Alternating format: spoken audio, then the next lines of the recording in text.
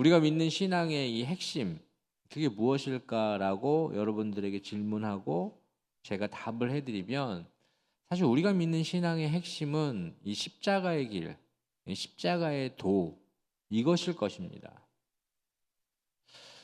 구원을 받은 이 자리에 머리 숙인 우리는 이 십자가의 길, 십자가의 도가 우리의 신앙의 핵심인 것입니다. 그런데 오늘 하나님께서는 성경에서 무엇을 이야기하고 계시느냐? 멸망하는 자들에게는 이 십자가의 길, 십자가의 도가 미련한 것이다. 그러나 구원받은 우리에게는 이 십자가의 길, 십자가의 도는 하나님의 능력이다. 이렇게 말씀해 주시는 겁니다. 그래서 멸망하는 자들, 많은 사람들은 이 십자가의 길, 십자가의 도를 어떻게 이야기하고 있는지 이 고린도전서 우리가 읽은 이 말씀에 나옵니다.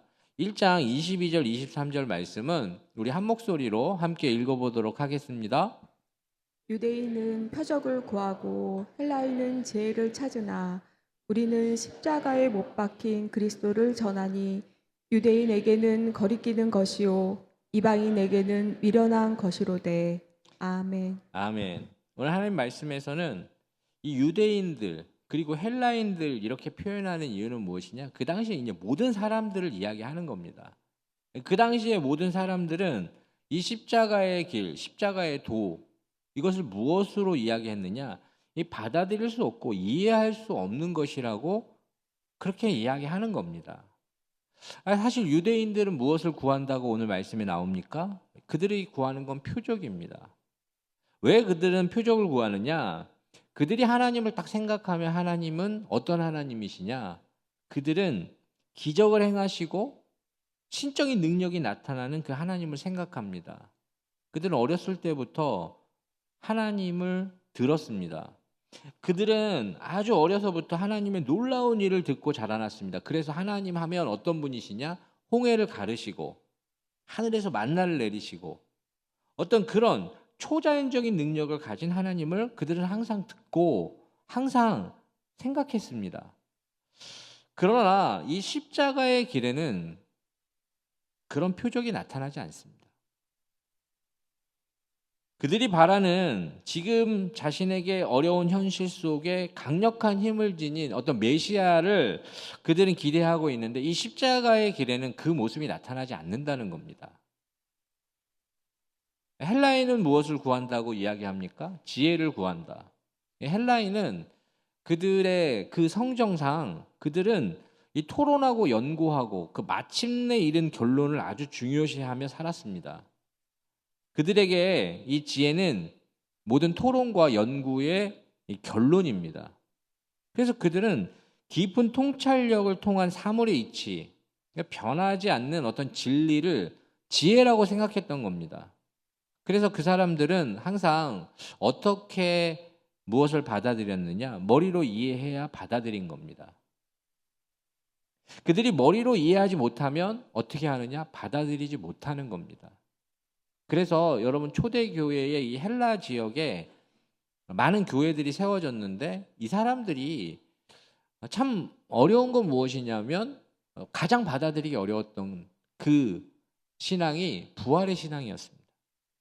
그러니까 아무리 생각을 해도 이 부활의 신앙은 자신들의 그 머리로 이해를 못하는 겁니다. 그래서 이성으로 이해할 수 없기 때문에 받아들이기 어려웠던 것, 그들이 갖고 있는 어떤 한계이고 성정이었습니다. 그러나 이 십자가의 길에는 그들이 바라는 그 지혜, 그 통찰력, 그리고 눈에 보이는 어떤 그 하나님이 우리에게 찾아오신다면 우리의 머리로도 이해를 해야 되지 않을까라고 생각하지만 십자가의 길에는 전혀 나타나지 않습니다. 여러분, 십자가의 길은 이성으로 이해할 수 없고 표적이 나타나지 않기 때문에 이 십자가의 길은 유대인이나 헬라인이나 어리석고 미련하다고 보았던 겁니다. 그러나 저는 여기 오신 모든 분들에게 오늘 하나님의 말씀으로 선언합니다. 구원을 받으셨다면 구원받은 우리에게는 이 십자가의 길은 하나님의 능력이요 하나님의 지혜라라고 선언하신다는 겁니다. 십자가의 길에는 한 사람 아담이 범죄한 그 모든 인류의 죄를 한 사람 그리스도가 십자가 지심으로 회복시키는 능력이 나타납니다. 피 흘림 없이는 여러분 죄 사함이 없습니다. 이건 하나님의 선언입니다. 그래서 저는 레위기 17장 11절 말씀을 굉장히 중요하게 생각하는데, 제가 읽어드리면 육체의 생명은 피에 있음이라 내가 이 피를 너희에게 주어 제단에 뿌려 너희의 생명을 위하여 속죄하게 하였나니 생명이 피에 있으므로 피가 죄를 속하느니라. 아멘. 저는 이 부분에 대해서 그냥 하나님의 선언입니다. 생명이 피에 있기 때문에 피가 죄를 속하는 것입니다. 그래서 그리스도께서 십자가에 피 흘리심으로 우리에게 행하고자 하신 하나님의 구원을 단번에 이루시는 것, 여러분 이것이 십자가의 길 안에 나타나는 겁니다.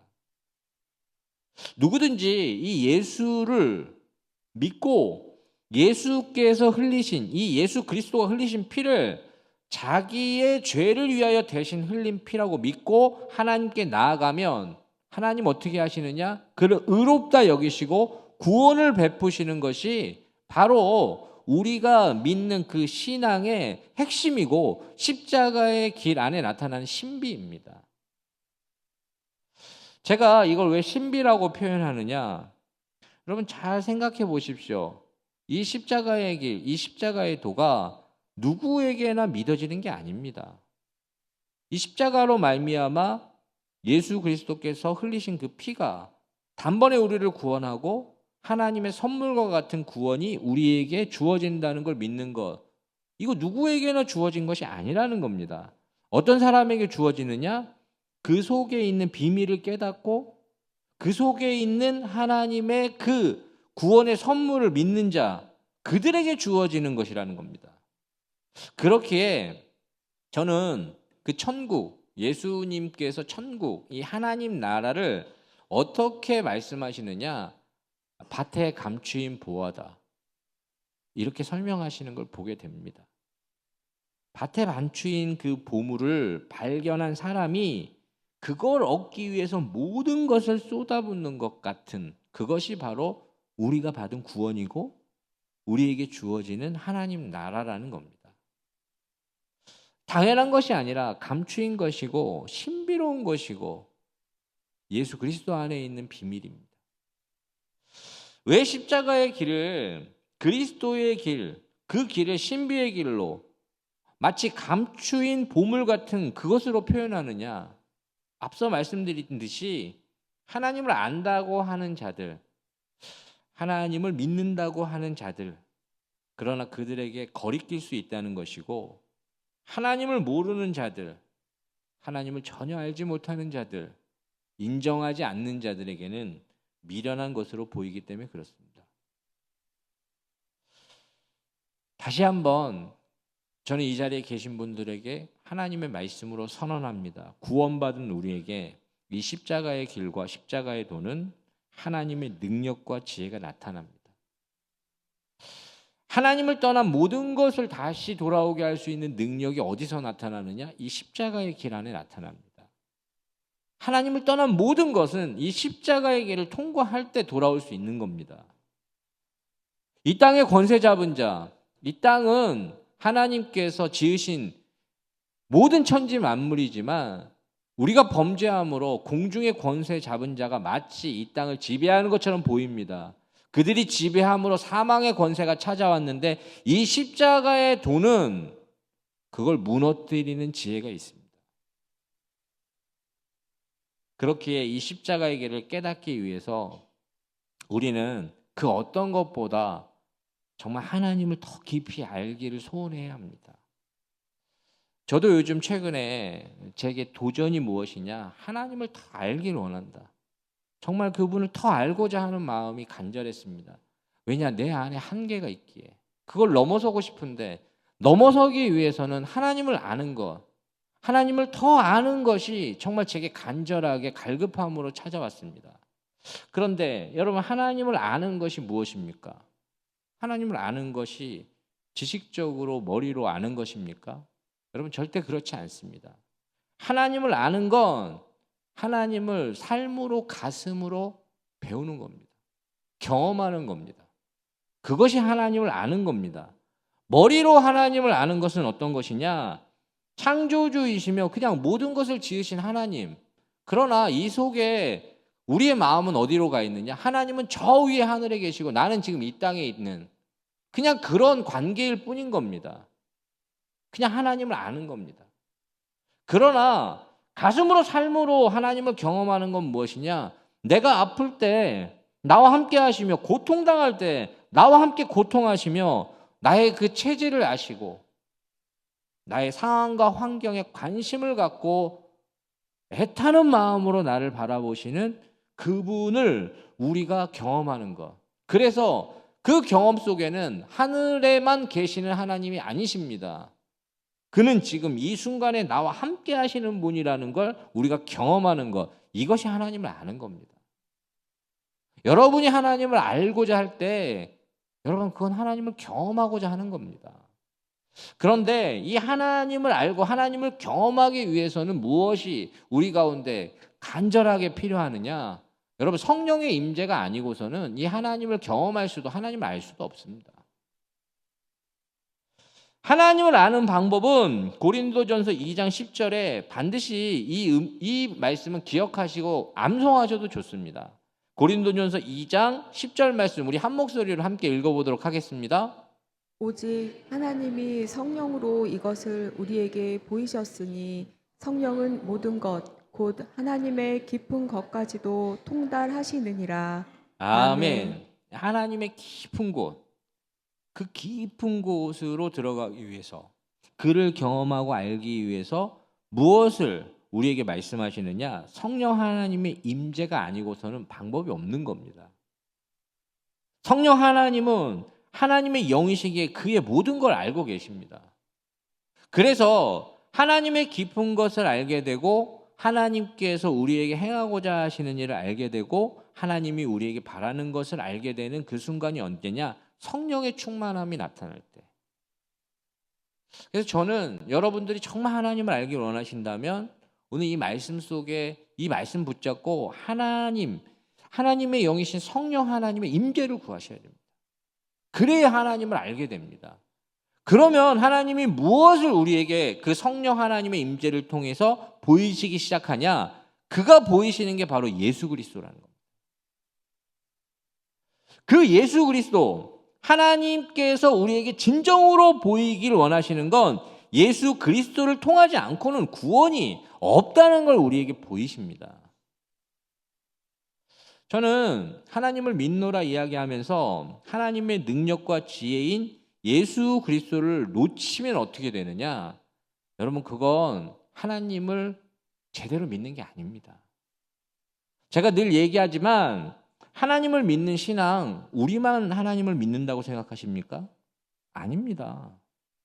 여러분 이 성경에 나오는 그 유대인들 지금까지 하나님 잘 믿고 있습니다. 그들뿐만 아니라 그들 주변에 살고 있는 그 이슬람교라고 얘기하는 그 무슬림들 그들도 하나님 믿습니다. 여러분들이 이야기하는 그 이단이라고 얘기하는 몰몬교 여러분 그들도 하나님 믿습니다. 여러분들이 탁 들으면 아 이거 이단 아닌가? 라고 얘기하는 여호와의 증인 하나님 잘 믿습니다. 하물며 여러분 초대교회에서부터 나타나는 그 모든 사상들 그 이단들 여러분 그들도 하나님 부인하지 않습니다. 그러면 무엇이 그들과 우리가 다르냐? 예수 그리스도를 하나님의 능력과 지혜로 받아들이지 않는 게 다른 겁니다. 여러분 명심하십시오.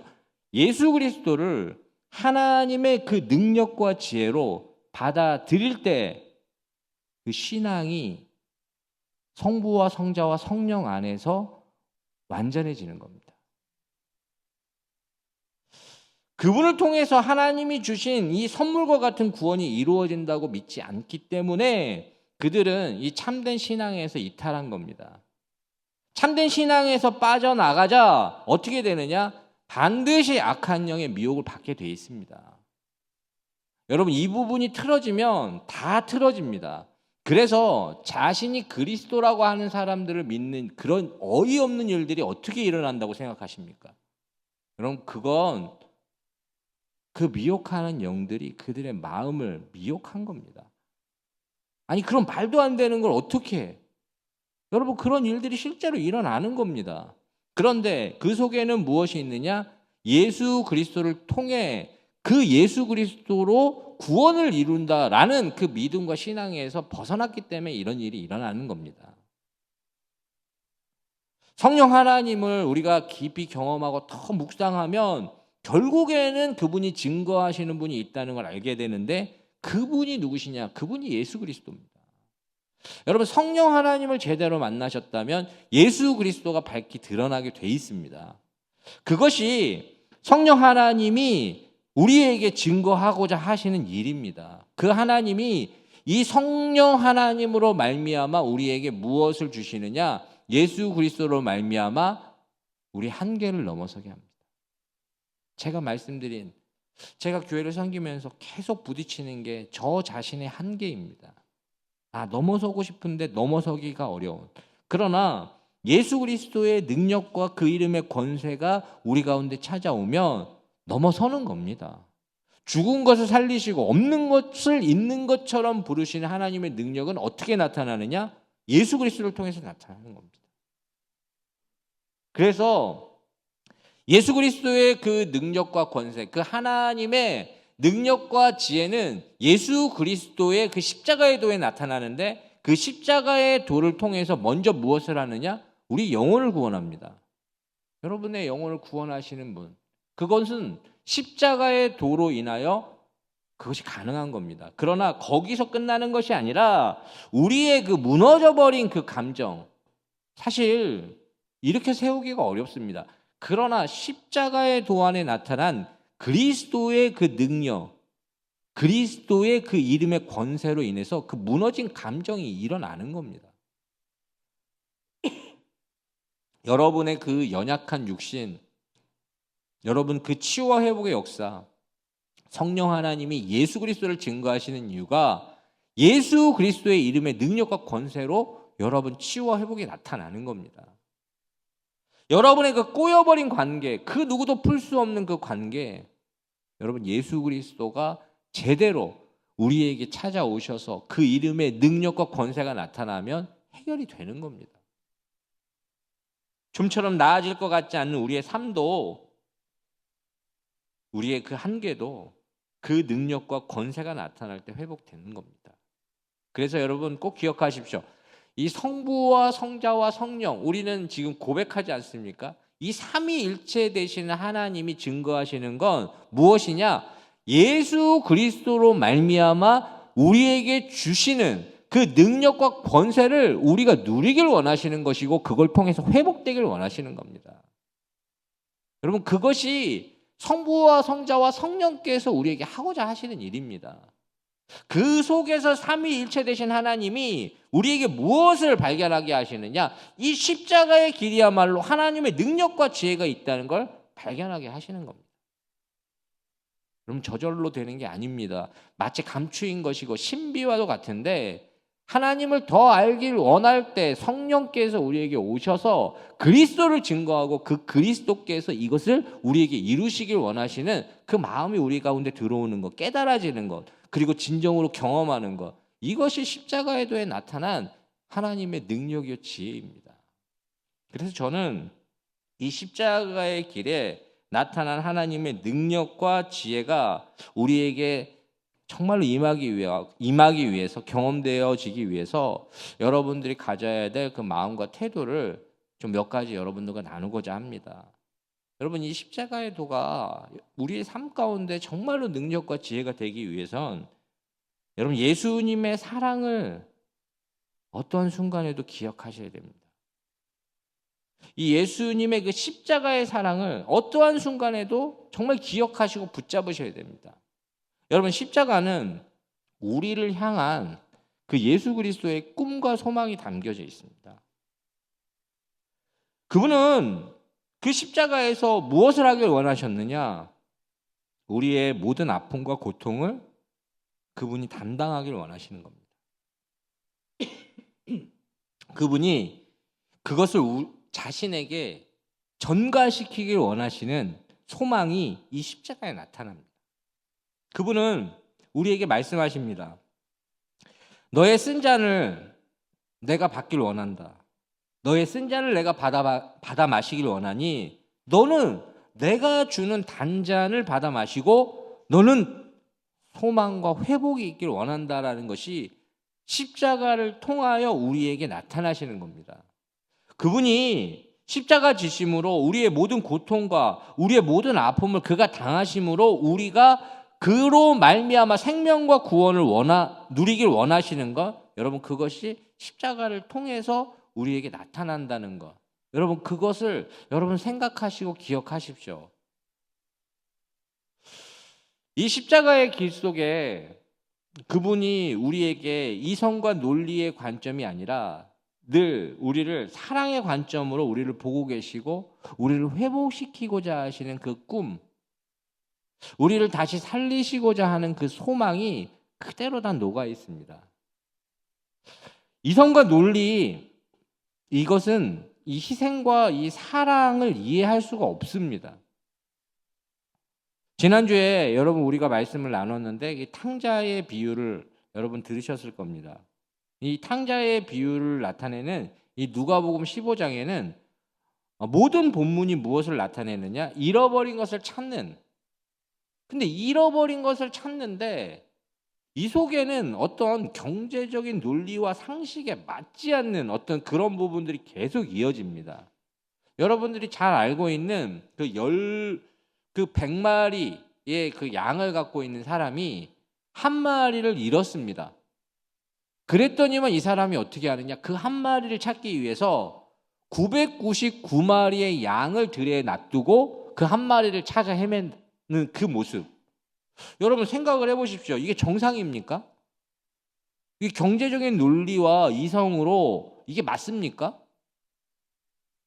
여러분 그 바로 밑에 나오는 10드라크마를 나타내는 그 이야기가 나오는데 10드라크마 중에 한 드라크마를 잃었습니다. 그래서 그 사람이 그 한 드라크마를 찾기 위해 애를 씁니다. 그런데 한 드라크마는 지금 우리 돈으로 계산하면 약 한 2, 3만 원 정도밖에 되지 않는 금액입니다. 그런데 그걸 찾자 어떻게 하느냐? 모든 사람들, 자기가 아는 모든 사람들을 불러서 잔치를 합니다. 이게 경제적인 논리로 맞습니까? 그런데 아무리 자신을 배신하고 떠난 그 아들을 향한 그 아버지의 사랑과 그 긍휼의 관점으로 보면 이 탕자를 받아주고 탕자를 기뻐하고 그를 위하여 잔치하는 그 아버지는 이해가 되지 않습니까? 여러분 이것이 이 십자가에 녹아있는 바로 그리스도의 마음입니다. 제가 이 말씀을 준비하다가 저 자신도 제가 받은 꽃 중에 가장 아름답고 기억에 남는 꽃이 있었습니다. 그 꽃이 무슨 꽃이냐? 저희 아이들이 유치원 다니고 어린이집 다닐 때 어버이날에 종이로 만들어준 꽃입니다. 근데 우리 아이들이 남자 아이들이다 보니 이게 꽃이라고 이야기해야 꽃인지 알아봅니다. 꽃이니? 꽃입니다. 그런데 저는 지금도 그 꽃을 잊을 수가 없습니다. 사랑하는 아이들이 처음 저에게 건네준 그 꽃이기 때문에. 사실 값지고 화려한 꽃, 저 많이 받아봤습니다. 저 꽃 한 번도 받아보지 못한 사람이 아닙니다. 많이 받아봤습니다. 그런데 그 값지고 화려한 꽃보다 저를 붙잡고 저를 기억나게 하고 저를 생각나게 하는 건 무엇이냐? 나를 위하여 아이들이 그 만들어준 그 꽃, 보잘것없는 꽃이 지금도 잊을 수가 없습니다. 저는 여러분들이 이 십자가에 나타난 그 하나님의 사랑, 예수 그리스도의 사랑을 생각하셔야 되는 이유가 무엇이냐? 예수님께서 나와 여러분들을 위하여 십자가 지시고 피 흘리신 이것은 그분의 사랑이 아니고서는 설명할 길이 없습니다. 어떻게 이걸 설명하시겠습니까? 왜? 어떻게? 왜? 무엇 때문에? 설명이 안 됩니다. 그러나 제가 왜 이 십자가 사랑을 붙잡으셔야 된다고 말씀드리냐? 우리를 사랑하시는 그 십자가가 정말로 우리를 향한 그 사랑의 완전한 표현이라면 여러분 이 십자가로 끝날 일이 아니라는 겁니다. 여러분의 그 상황 가운데 그 감당할 수 없는 어려움들과 한계를 부딪혔을 때 그 사랑으로 십자가까지 지신 분이 지금 그 순간에 모른다 하시겠냐는 겁니다. 이것이 연결되기 때문에 이 십자가의 사랑을 기억해야 되는 겁니다. 십자가의 사랑을 묵상할 때 버거울 수도 있고 이해되지 않고 납득되지 않고 아까 말씀드린 경제적인 논리와 우리의 상식과 이성으로 이해되지 않습니다. 그러나 그것이 우리를 향한 진심이고 그것이 우리를 향한 십자가라면 여러분의 그 현실적인 어려움과 상황과 고통 앞에 절대로 모른다 하지 않으시는 분이 예수님이라는 겁니다. 이걸 붙잡으셔야 됩니다. 여전히 사랑의 관점으로 저와 여러분들을 보고 계시고 우리의 한계를 넘어서게 하실 뿐만 아니라 어려움 속에서도 도움의 손길로 보호해 주실 그분이 바로 그 십자가의 사랑으로 우리에게 기억되어져야 하는 이유라는 겁니다. 저는 어떠한 일을 만나셔도 여러분 이 십자가를 묵상하십시오. 그것이 왜 여러분들에게 능력이 되느냐? 그 사랑이 여러분들을 향한 것이라면 지금 이 순간에 그 사랑은 절대 멈추지 않습니다. 그 사랑은 여러분들을 밀어내지 않습니다. 그것을 기억하실 수 있길 축원합니다. 한 가지 더 살펴본다면 이 십자가의 길이 하나님의 능력과 지혜가 되기 위해서 우리는 어떤 자세와 태도를 가져야 되느냐? 그 예수 그리스도가 우리의 삶의 중심이 되어야 한다는 겁니다. 여러분 이게 너무나도 당연한 것 같지만 사실 우리는 예수님을 고백할 때 예수 그리스도라고 고백합니다. 그리스도. 예, 맞습니다. 그분은 우리의 영혼을 구원하신 분입니다. 그렇지만 여러분 반드시 기억해야 되는 건 무엇이냐? 성경에 나오는 이 예수 그리스도를 고백하는 모든 사람들은 이 그리스도를 주와 그리스도에게 고백합니다. 나의 주, 나의 하나님, 주와 그리스도로 고백하기에 이 신앙이 균형을 이루는 겁니다. 그리스도로만 고백한다면 여러분 사실 이건 균형을 잃은 겁니다. 그분은 어떤 분이시냐? 그분은 하나님이시기에 그분은 당신의 삶의 주인이십니다. 그렇기에 이 참된 신앙 고백은 예수가 주와 그리스도 되심을 고백하는 겁니다. 주가 되심은 무엇입니까? 그가 다스리는 것. 주가 되심은 무엇입니까? 그가 다스리고 그의 통치 아래에 있는 것. 여러분 그것이 예수가 주와 그리스도 되심을 고백하는 겁니다. 그런데 우리 인생은 누가 나를 다스린다고 하면 이 묘한 반발심을 갖습니다.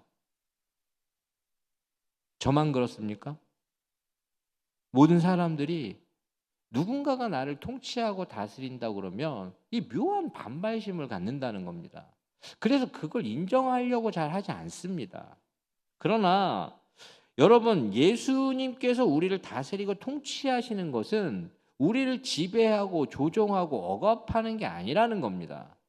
그분이 우리를 다스리고 통치하는 건 그가 우리를 보호하시고 책임지시는 겁니다.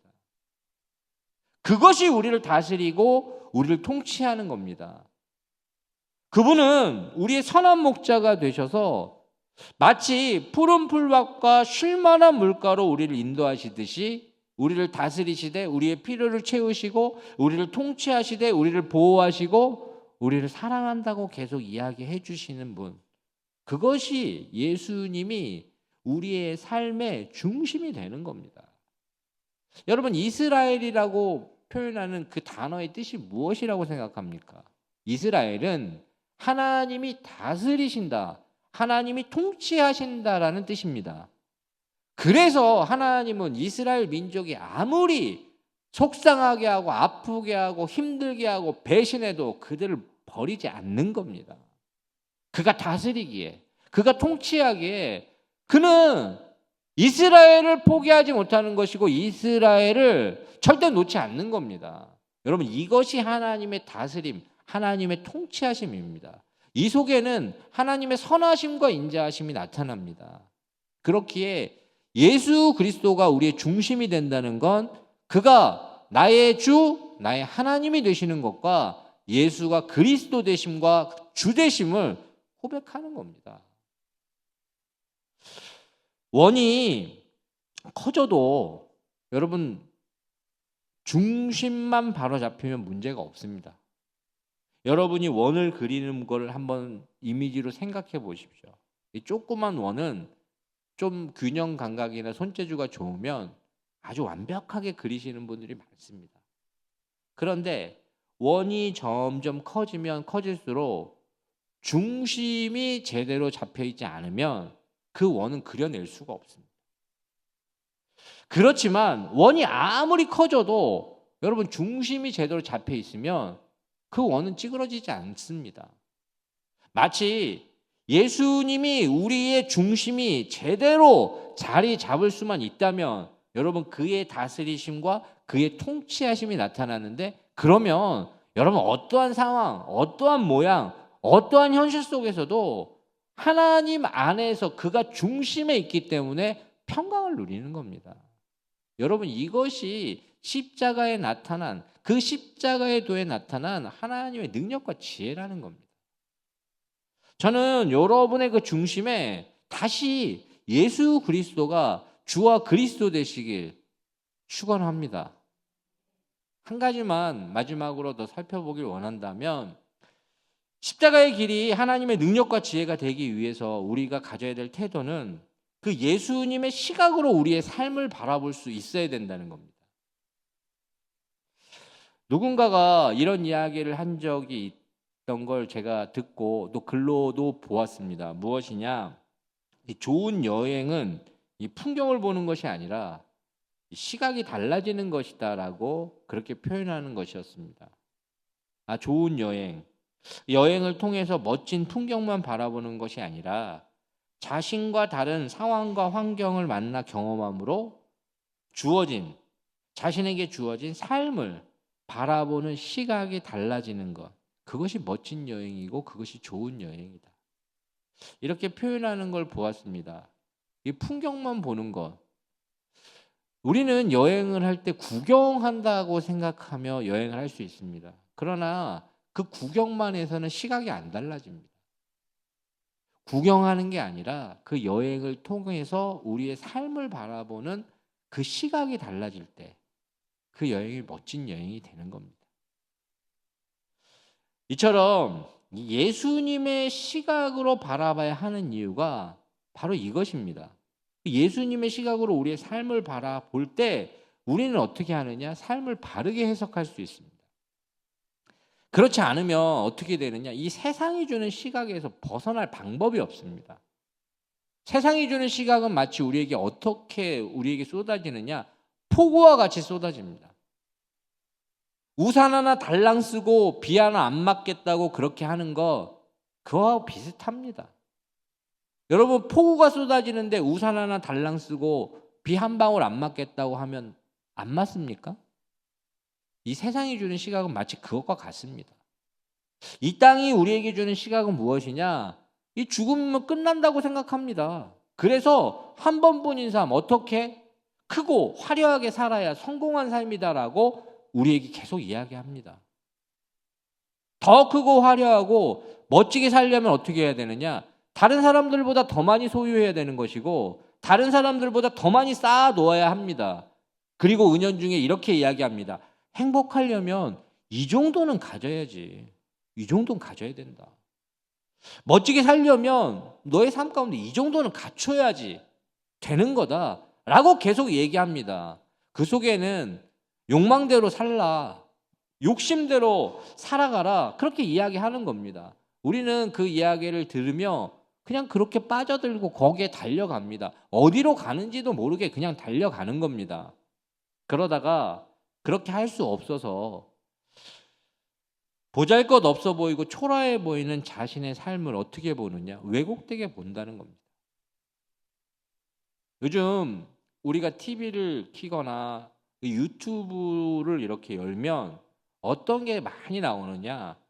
정말 잘 꾸며진 집, 이 초고층의 화려한 가구들, 거창하게 인테리어한 집, 누구나 한 번 정도는 살아보고 싶은 집, 이런 집들이 막 나옵니다.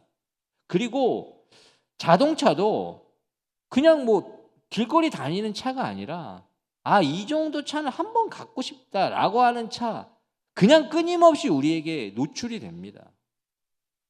나도 한번 저런 몸이 되었으면 좋겠다라고 생각하는 그런 몸매들이 막 나옵니다. 크고 화려하게 사는 모습을 보여주고, 너도 이 정도 살아야 성공한 사람 아니냐, 이렇게 이야기합니다. 그러나 저는 묻습니다. 여러분, 그렇게 살 수 있는 사람은 몇이나 되겠습니까? 저 정말 솔직하게 묻습니다. 그렇게 살 수 있는 사람은 거의 없습니다. 그런 시각으로 우리를 바라보면 어떻게 되느냐? 우리의 삶이 너무 초라하고 보잘것없어지는 겁니다. 그래서 나에게 주어진 삶에 대해서 어떻게 생각하느냐? 불만족스러워지는 겁니다. 사실 예전보다 더 좋은 걸 먹고 있는데 배부르지 않는 겁니다. 예전에 비해서는 훨씬 좋은 환경에 좋은 침대에서 잠을 청하는데 잠이 제대로 오지 않는 겁니다. 불만족하기 때문에 그런 겁니다. 내게 주어진 삶이, 내 인생이 너무 초라하고 하찮게 느껴집니다. 여러분, 계속 그 시각으로 우리가 바라보면 그렇게 될 수밖에 없습니다. 그러나 오늘 저는 예수 그리스도의 이름으로 여러분들에게 선언합니다. 여러분, 절대 그렇지 않습니다. 세상이 주는 메시지로 바라보는 그 보잘것없는 당신의 삶을 위해 예수 그리스도께서 모든 것을 버리시고 십자가를 지셨습니다. 예수님의 시각으로 바라보면 저와 당신의 삶은 예수님께서 모든 것을 버릴 수 있을 정도로 소중하고 존귀한 존재랍니다. 여러분, 이것을 잊으시면 안 됩니다. 이 시각으로 우리를 바라봐야 우리는 어떻게 되느냐? 우리에게 주어진 삶을 바르게 해석할 수 있습니다. 비록 소박했을 수는 있습니다. 그러나 여러분, 여러분의 삶은 절대 초라한 삶이 아닙니다. 그 누구보다도 열심히 살아왔다면 당신의 삶은 가치 있는 삶입니다. 그 누구보다도 최선을 다해 살아온 당신, 여러분 존귀한 삶을 사셨습니다. 오늘 예수님께서 우리에게 이렇게 말씀하시는 겁니다. 네가 왜 작냐? 네가 왜 아무것도 아니냐? 내가 왜 하찮냐? 나는 너를 위하여 모든 것을 바칠 수 있을 만한 그 십자가를 내가 너를 위해 진 것이다. 그렇다면 너는 그 누구와도 비교할 수 없을 정도로 특별한 존재다. 여러분, 이것이 예수님의 시각입니다. 그 시각으로 봐야 우리는 우리의 삶의 가치를 바르게 해석하는 겁니다. 요즘 제가 이 말씀을 준비하다가 아이들의 꿈 중에 많은 아이들이 꿈이라고 이야기하는 꿈이 무엇이냐? 건물주라는 게 있습니다. 건물주. 제가 이 건물주가 되는 걸 나쁘다고 이야기하는 게 절대 아닙니다. 그러나 단지 꿈이 건물주다라고 이야기한다면 여러분, 삶을 바라보는 시각이 바르지 않기 때문에 나오는 겁니다. 우리에게 주어진 삶을 통해서 여러분 무엇인가 누군가에게 도움을 주고 이 사회 그리고 내가 사랑하는 가정을 섬기는 어떤 그 기쁨, 삶의 가치를 어떻게 그렇게 한번 생각해보고 자신으로 인하여 누군가가 정말 복을 누리고 행복했으면 좋겠다라는 생각, 자신의 삶은 그렇게 가치가 없는 게 아닙니다. 그런데 이렇게 생각하는 건 크고 화려하게만 살고 싶어하는 이 세상의 시각에 사로잡혀 있기에 그렇게 우리의 삶의 가치를 모르는 겁니다. 점점 현실 속에서 초라해 보이는 자신을 사랑하지 못하게 됩니다. 그렇기에 다른 누군가도 사랑하지 못합니다. 이 시대에 많은 사람들이 다른 사람들의 생명과 삶을 하찮게 여깁니다. 그래서 도저히 일어나지 말아야 되는 범죄들이 바로 이러한 시각으로 나오는 겁니다. 저는 사회와 우리 모두가 함께 살아가는 그런 가치를 가지고 우리가 다시 우리의 삶을 바라볼 때 가치 있는 삶을 살아가려고 우리가 노력하게 된다는 겁니다. 그렇기에 저는 예수님의 시각을 회복해야 우리에게 소망이 있는 이유가 여기 있다고 보는 겁니다. 여러분, 예수님의 시각을 회복해야 우리 자신의 그 생명과 삶을 가치 있게 보게 됩니다. 그러면 어떻게 되느냐? 가치 있는 삶에 헌신하는 것. 여러분, 이것이 자동적으로 연결이 되어 있습니다. 삶을 바르게 해석해야 풍성해질 수 있습니다. 예수님을 믿는다 이야기하며 예수님의 시각을 회복하지 못하면 꼭 기억하십시오. 세상이 주는 이 시각에서 절대 벗어나기가 어렵습니다. 저는 오늘 이 십자가의 십자가의 길이 우리 신앙의 핵심임을 여러분들이 기억하십시오. 이 속에는 구원받는 우리에게 하나님의 능력과 지혜가 나타납니다. 우리 한계가 뛰어넘어질 것이고 안 될 것 같은 것, 죽은 것을 살리시고 없는 것을 있는 것처럼 부르시는 그 능력은 어디서 나오느냐? 여러분, 하나님을 더 깊이 바라보면 성령 하나님을 통하여 예수 그리스도를 통해 나타난다는 걸 알게 됩니다. 그렇기에 우리는 예수님의 그 십자가 사랑을 꼭 기억하셔야 됩니다. 흔들릴 때마다 그 십자가의 사랑으로 돌아가십시오. 그리고 우리의 삶의 중심에 예수 그리스도가 있게 하여 주십시오. 그분의 시각으로 이 세상의 시각을 이겨내실 수 있는 저와 여러분 되시길 주의 이름으로 축원합니다. 함께 기도하겠습니다. 하나님, 오늘 이 시간 예수 그리스도 안에 나타난 그 십자가의 길에 하나님의 능력과 지혜를 경험하는 이 자리에 머리 숙인 모든 예배자들 되게 하여 주시옵소서. 주님 붙잡아 주시옵소서. 성령 하나님, 오늘 이 말씀이 생각나고 기억되며 능력으로 나타나게 하여 주시옵소서. 예수님의 이름으로 간절히 기도드리옵나이다.